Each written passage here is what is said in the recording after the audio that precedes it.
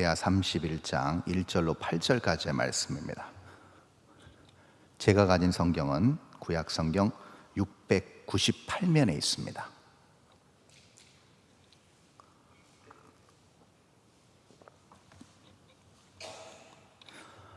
제가 1절에서 7절까지 봉독을 하고요, 마지막 8절은 합독해서 읽도록 하겠습니다.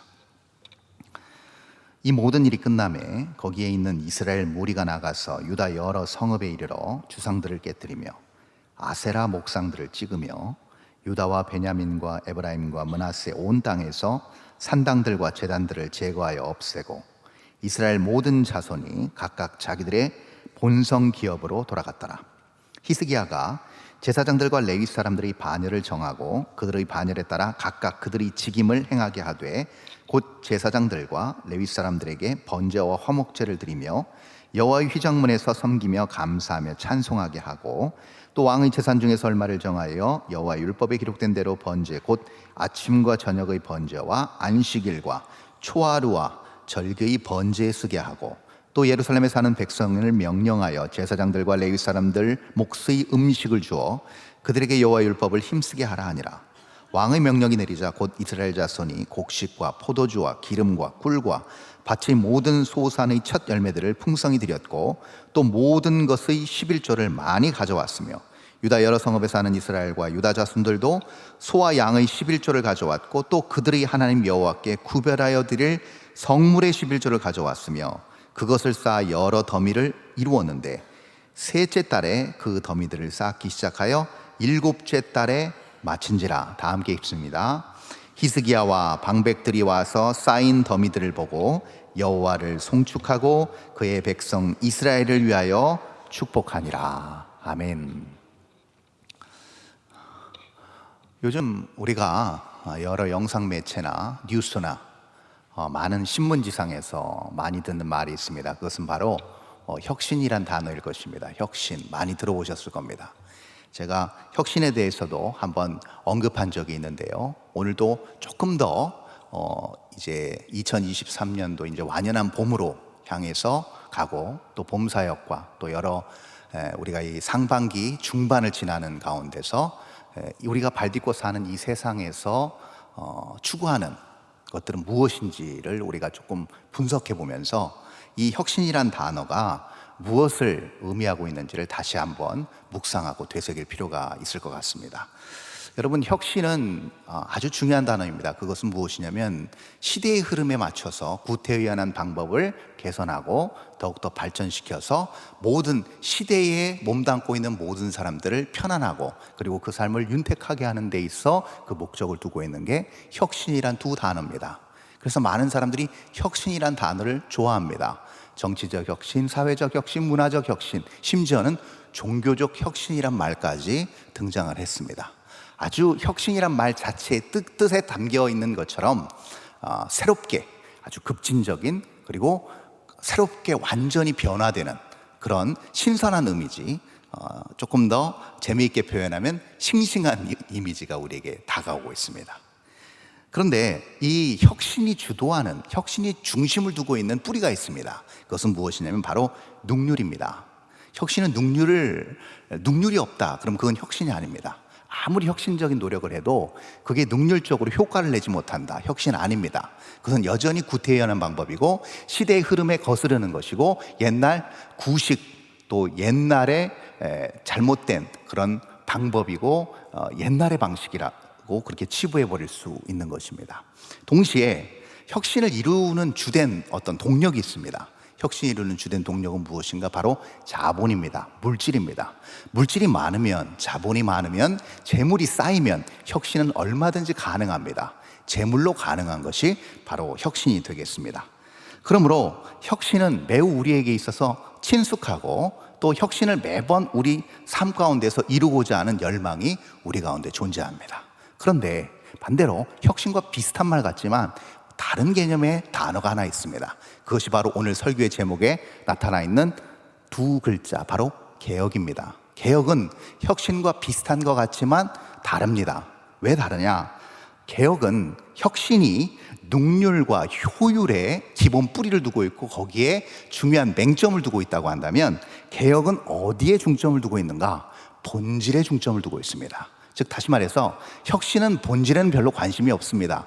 새롭게 무엇인가를 편하고 안락하고 윤택하게 하는데 방점이 있지만, 이 개혁은 본질에 중요한 목적을 두고 있습니다. 본질을 변하지 않으면, 본질을 바꾸지 않으면 그것은 개혁이라고 할 수가 없는 겁니다. 혁신이 물질과 자본에 의해서, 그 동력에 의해서 혁신이 이루어진다고 했을 때 개혁은 무엇으로 이루어지는가? 그런 게 아닙니다. 돈이나 재물이나 물질로 개혁이 이루어지는 게 아니고 존재의 의미로 이루어집니다. 이것이 매우 중요합니다. 그러니까 개혁을 이루는 사람들, 개혁의 주체가 되는 사람들, 그리고 개혁에 동참하는 모든 사람들은 돈이 있어서 개혁을 하는 게 아닙니다. 무엇 때문에 하는 거예요? 의미 때문에 그렇습니다. 의미를 이것을 조금 더 방법론적으로 설명하면 명분이죠. 명분. 정확한 내가 의의 명분이 있으면 그건 개혁에 동참할 근거가 되는 겁니다. 그래서 개혁을 위해서는 뭣도 버릴 수 있어요? 자기의 자존심, 자기의 위치, 심지어 자기의 목숨까지도 버릴 수 있는 게 개혁입니다.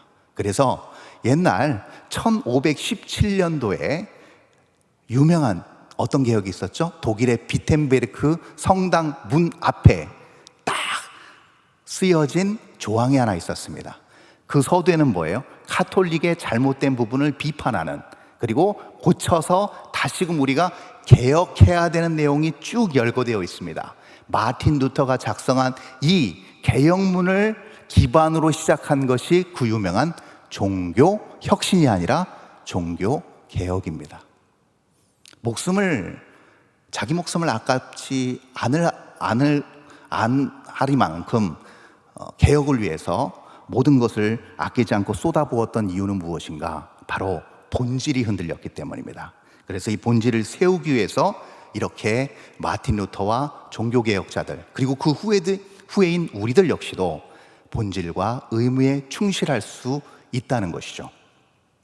이걸 좀 더 제가 좀 장황하게 형이상학적으로 설명을 드렸지만, 쉽게 설명하면 이렇습니다. 혁신은 뭔가? 그 뿌리를 어디에 두고 있는가? 보이는 데 두고 있습니다. 그래서 뭔가가 바뀌고 새로워지고 눈에 보이는 뭔가가 바뀌어진 뭔가가 있으면 그건 바로 다 혁신입니다. 모든 영역 다 똑같습니다. 그것이 혁신일 확률이 농후합니다. 그런데 개혁은 어떤 것이냐? 보이는데 그 뿌리를 두고 있지 않습니다. 아주 쉽죠. 보이지 않는 곳에 뿌리를 두고 있습니다. 그래서 개혁은 눈에 뭔가 가시적으로 드러나지 않습니다. 뭔가 대단하게 뭔가가 이렇게 우리 삶에서 또 우리의 오감을 자극하지 않습니다. 그것이 개혁과 혁신의 큰 차이라고 볼 수가 있습니다. 비슷한 것 같지만 큰 대조적인 다른 의미를 내포하고 있다는 것을 우리는 알 수가 있어요.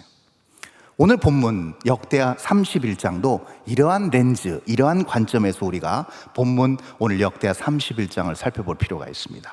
자, 31장 이렇게 시작합니다. 1절 한번 볼까요? 자, 제가 읽습니다. 31장 1절입니다.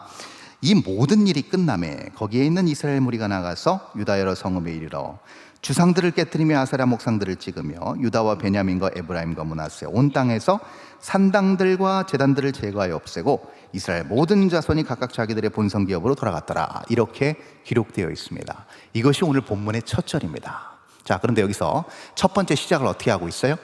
이 모든 일이 끝남에. 자, 뭐가 끝났을까요? 자, 쉽게 말하면 이겁니다.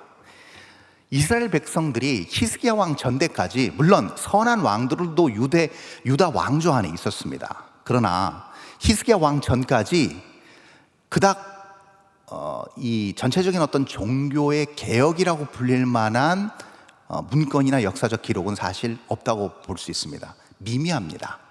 물론 우상을 회파하고 또 어떻게 보면 예배를 부활시키고 제사를 바로 세우는 일들은 일정 부분 행해진 것도 맞습니다. 그러나 대대적인 민족 전체의 모든 영역이 다 개혁적으로 뒤바뀔 만한 사건은 히스기야 때 이루어졌습니다. 히스기야 왕 때 이루어진 거죠.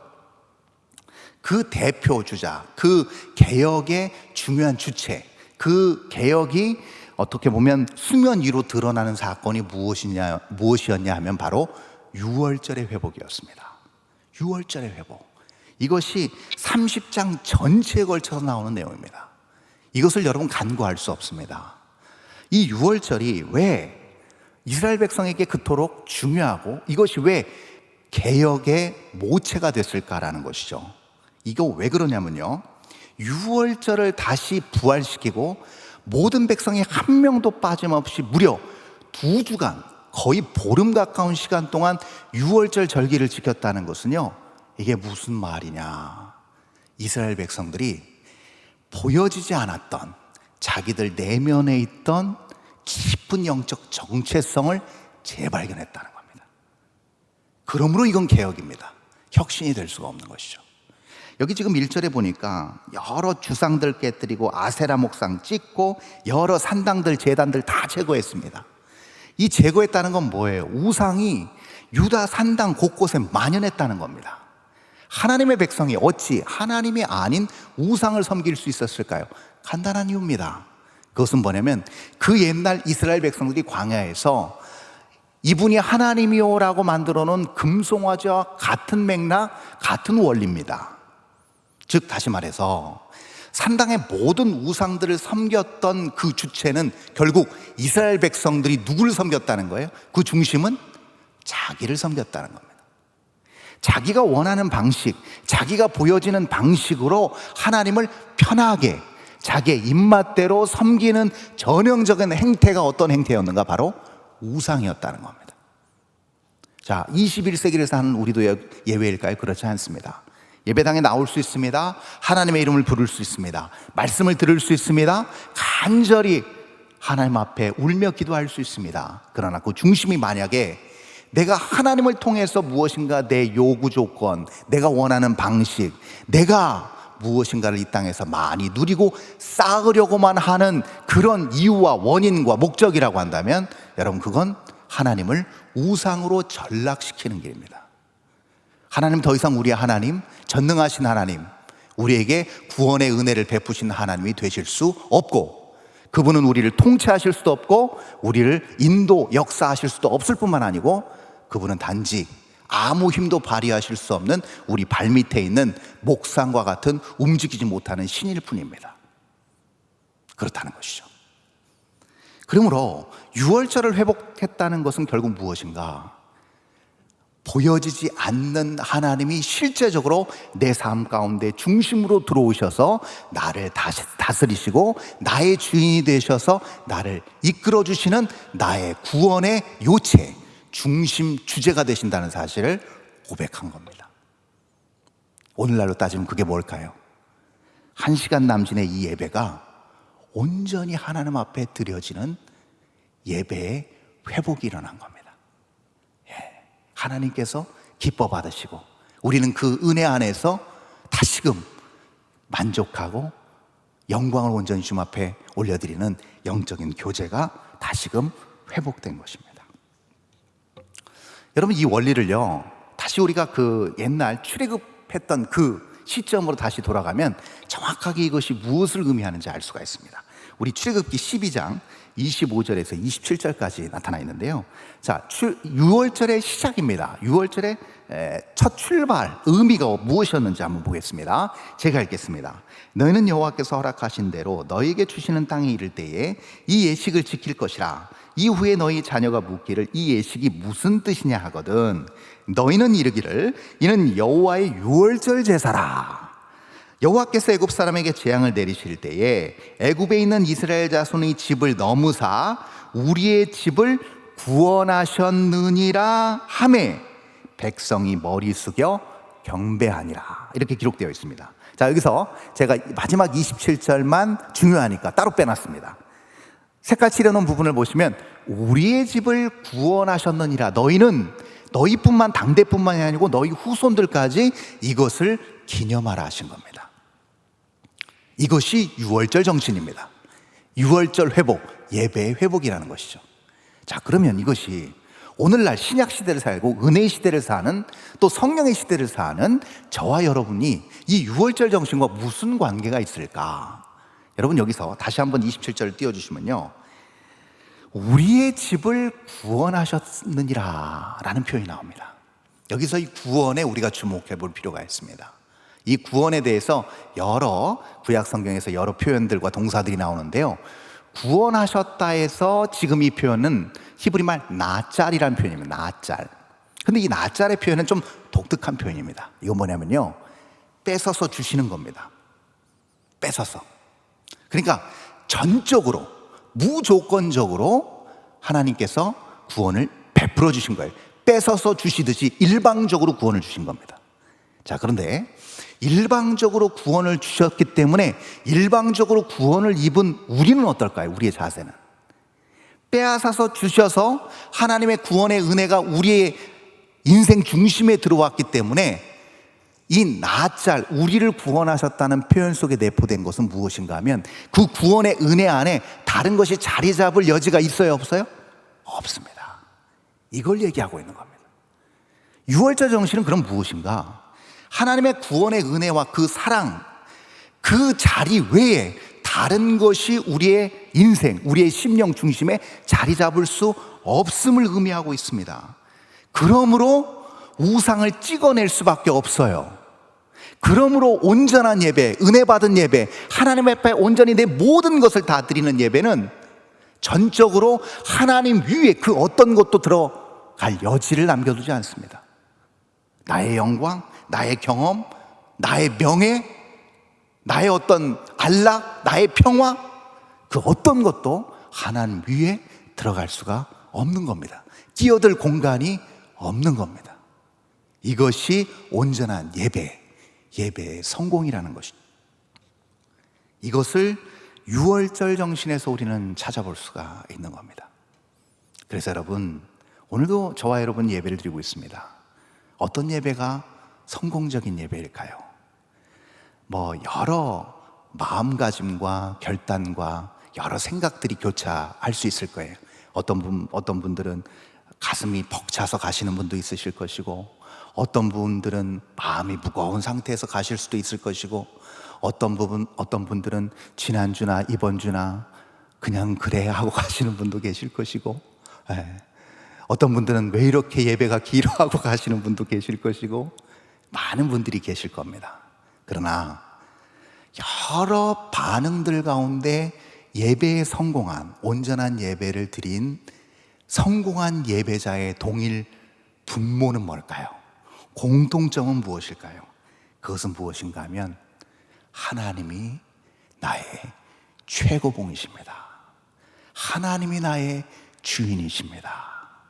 하나님이 나의 전부이십니다 라고 고백하고 처문을 나갈 때, 여러분, 그것은 단언컨대 성경을 근거로 예배에 성공하신 분이 맞습니다.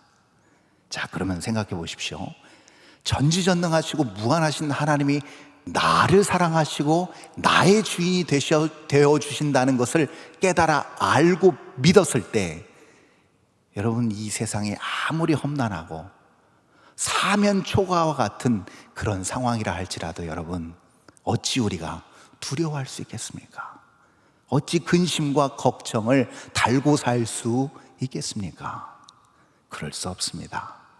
그래서 신실한 예배자, 온전한 예배자는 그래서 담대할 수 있습니다. 그것을 히브리서 기자는 세상이 감당할 수 없는 사람들이라고 표현한 겁니다. 세상에 종속되거나 세상의 지배를 받지 않기 때문입니다. 이런 영적 개혁, 예배의 회복 직후에 반드시 빼놓을 수 없는 현상이 있습니다. 제가 아까 설명드렸죠? 그런 충만한 하나님이 나의 주인이시구나를 절절히 깨달은 모든 성공한 예배자들에게 나타나는 동일한 반응입니다. 그것이 바로 오늘 본문 2절에 나타나 있습니다. 우리 한번 2절을 다 함께 한번 읽어볼까요? 2절 시작. 히스기야가 제사장들과 레위 사람들의 반열을 정하고 그들의 반열에 따라 각각 그들의 직임을 행하게 하되 곧 제사장들과 레위 사람들에게 번제와 화목제를 드리며 여호와의 휘장문에서 섬기며 감사하며 찬송하게 하고, 네, 이렇게 나타나 있습니다. 뭘 드렸다는 거예요? 번제와 화목제를 드리게 된다는 겁니다. 여러분, 번제는요, 우리가 잘 아는 레위기의 5대 제사 중에 제일 첫 번째 등장하는 제사입니다. 간단합니다. 동물 이렇게 번제단 위에 올려놓고요, 남김없이 홀라당 다 태워드립니다. 하나도 남김없이. 이게 뭘 의미할까요? 전적 헌신을 의미합니다. 완벽하게 다 태워드리는 것을 의미합니다. 주님이 나의 주인입니다, 나를 다스리시는 나의 통치자이십니다 라고 고백할 때 나오는 전형적인 반응이 무엇일까요? 내가 가진 재물, 내가 가진 시간, 내가 가진 건강, 내 것은 아무것도 없습니다. 신실하게 미쁘시게 그 모든 것을 책임져 주실 하나님께 맡기겠습니다, 드리겠습니다, 헌신하겠습니다 라는 고백과 그런 삶의 반응이 나타날 수밖에 없다는 것이죠. 오늘날 우리가 경험한 수많은 부흥의 현장들, 수많은 교회에 많은 곳곳마다 생겨난 수많은 교회의 이런 결과물들이 다 어디서 출발했을까요? 단 하나입니다.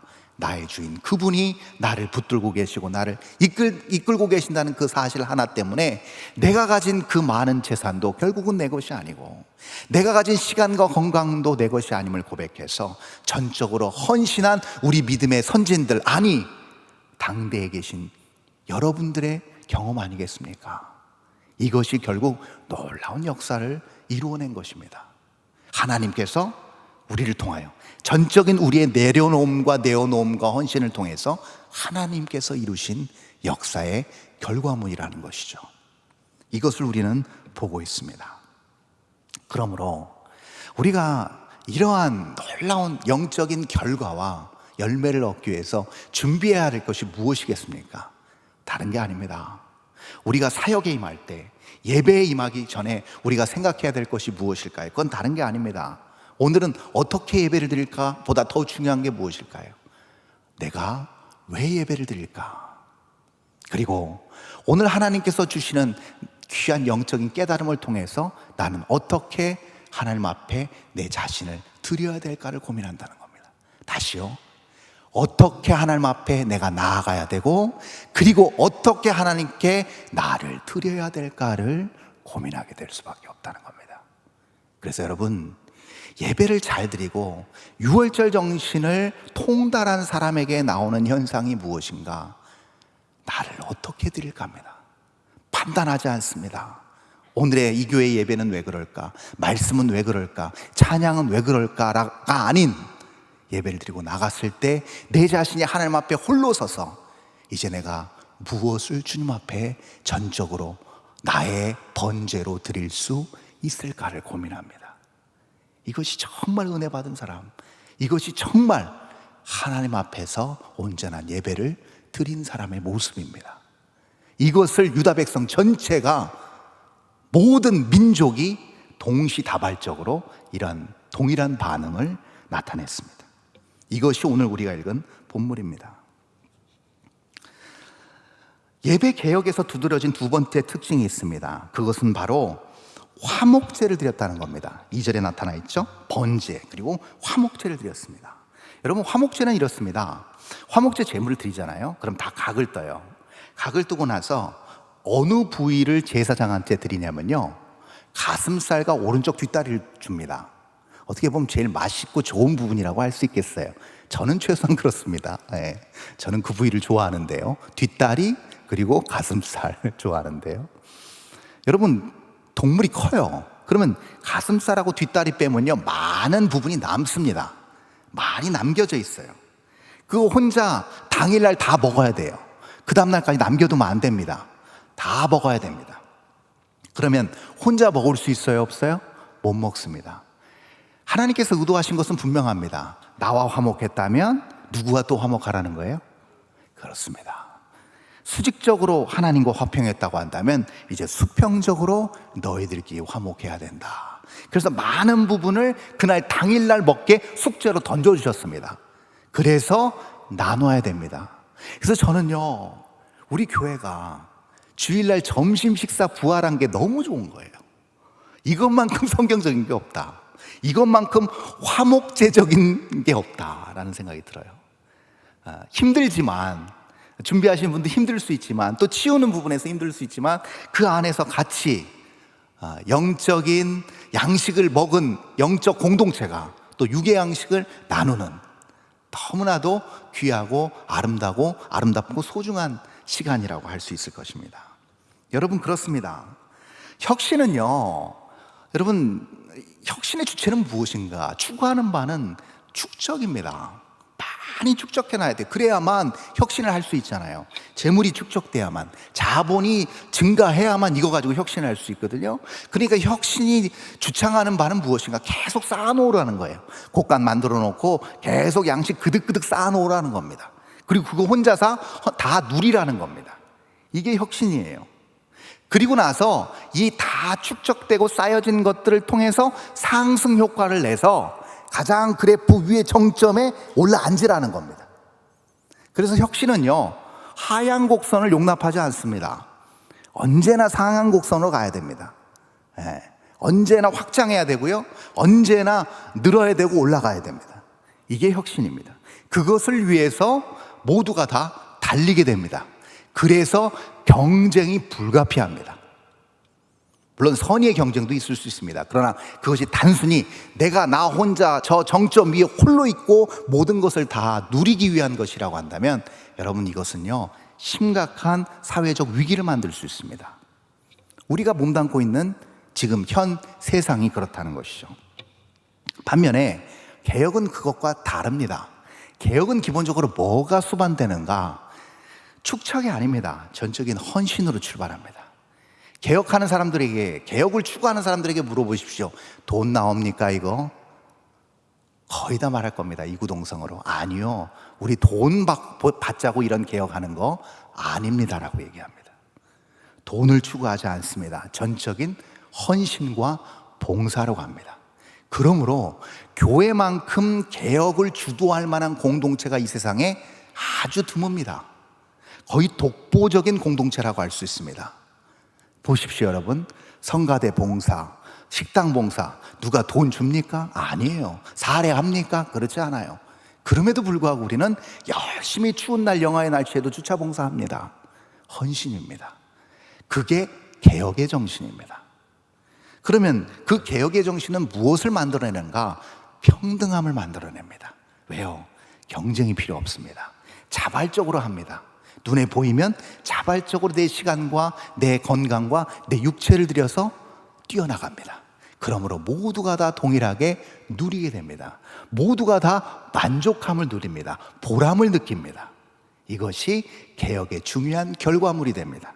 그렇게 되니까 어떤 현상이 일어나요? 사도행전 2장의 전형적인 2장 44절에서 48절까지 나타난 현상, 자기 게 없어집니다. 사자성어로 유무상통의 현장이 됩니다. 다 나누게 됩니다.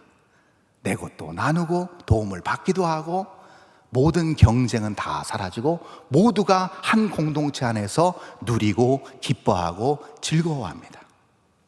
이것이 개혁입니다. 여기에 대해서 더욱더 오늘 본문은 구체적으로 설명해 주는 영역이 있습니다. 자, 본문 4절로 한번 가보실까요? 자, 4절에 이렇게 나타나 있습니다. 제가 읽어보겠습니다. 4절.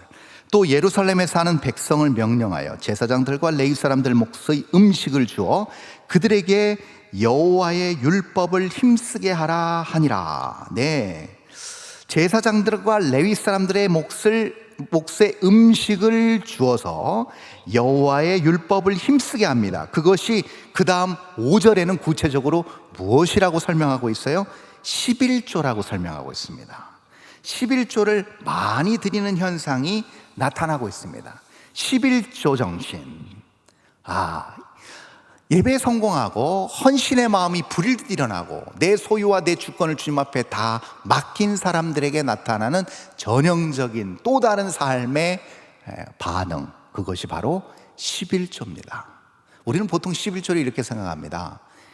하나님께서 100을 주셨으면 내가 90을 갖고 나머지 10을 주님 앞에 드리는 것, 이것을 우리는 11조라고 인식하고 있습니다. 그러나 그렇지 않습니다. 11조의 정신은 어떠한 11조의 정신을 말라기 선지자는 얘기하고 있어요? 3장 10절에서 이렇게 얘기합니다. 온전한 11조라는 표현을 씁니다. 그냥 11조가 아니고 앞에 수식합니다. 온전한 11조를 얘기합니다. 이 온전한이라는 단어를 붙임으로 해서 이 11조는 어떤 11조인 거예요? 100%다 바쳐도 무방한 11조입니다. 11조의 정신은 어떤 정신인가? 100%다 주님의 것입니다. 100% 저는 다 드려도 아깝지 않습니다 라는 이 의미가 온전한 11조라는 표현 안에 담겨져 있습니다. 이게 왜 그러냐면요, 여러분 보시면요, 온전한 11조로 나를 시험하여 라는 표현을 씁니다. 여러분, 온전한 11조가 100% 주님의 것이고 이것을 제가 다 주님 앞에 드려도 아깝거나 무방합니다 라는 표현 속에 여러분 이 표현이 담겨져 있습니다.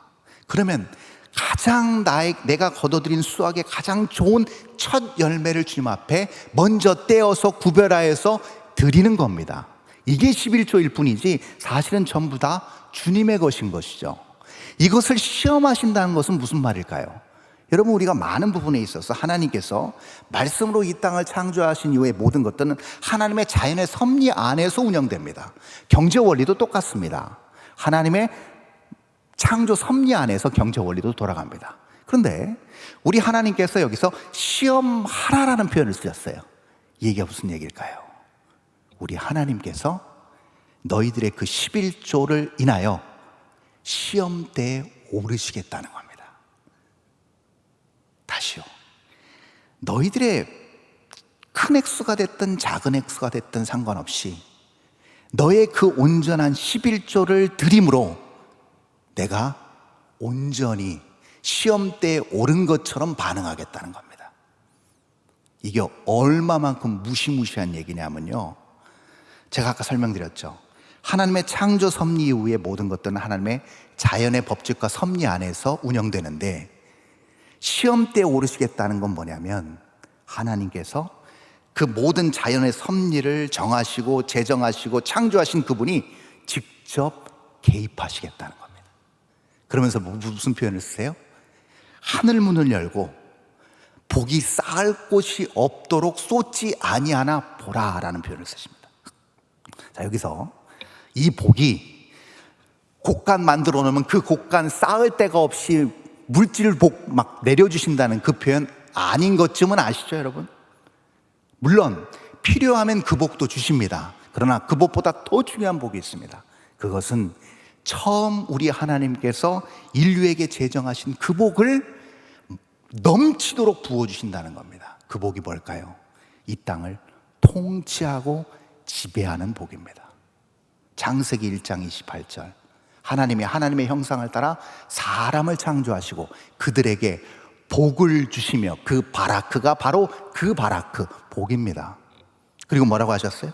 생육하고 번성하여 땅에 충만하라, 땅을 정복하고 다스리라. 여러분, 전 세계 인구 72억입니다 이 인구를 통치하기 위해서 돈이 얼마나 필요할까요? 셀 수 없을 겁니다. 그렇죠? 이건 셀 수 없는 엄청난 자본이 들어갑니다. 그런데 이것을 그냥 통장에 그냥 동그라미 몇 개로 우리가 가늠할 수 있을까요? 못합니다. 이 복을 주시겠다는 겁니다. 자, 그럼 이 복이 뭘까요? 이 땅에 편만하게 퍼져 있는 수많은 하나님의 백성들이 그 속한 영역에서 뭘 한다는 거예요? 하나님의 복의 통로가 되어 그 영역, 그가 속한 그 영역과 그가 밟고 있는 그 땅을 통치하게 된다는 겁니다. 영향력을 행사하게 된다는 겁니다. 이것이 하나님께서 넘치도록 부어주시는 복의 실체입니다, 여러분. 이것은요, 일확천금을 가지고도 못 삽니다, 여러분. 여러분, 일확천금을 가진 부자가요, 편안한 잠 5시간을 못 삽니다, 돈으로. 그렇죠? 그 재산 없어질까 봐. 근데 생각해 보십시오.